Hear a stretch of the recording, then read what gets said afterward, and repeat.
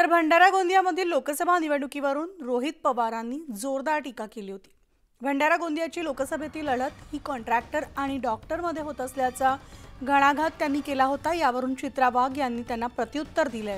रोहित पवार ज्या पक्षातून आलेत तो कॉन्ट्रॅक्टरचा पक्ष असून त्यात सगळीच लोक कॉन्ट्रॅक्टर असल्याचं त्यांनी म्हटलंय।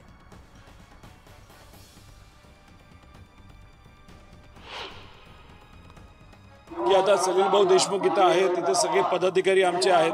त्यांच्याशी बोलल्यानंतर वातावरण काँग्रेसचे जे उमेदवार आहेत त्यांचं खूप चांगलं आहे।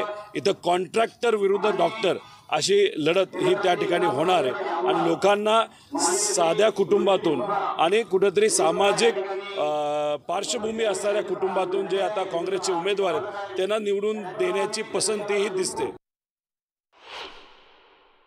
रोहित पवार ज्या पक्षात आहे तो पक्षच कॉन्ट्रॅक्टरचा आहे, त्याच्यामुळे त्यांना चांगलं कळतं की यांची नस काय आहे।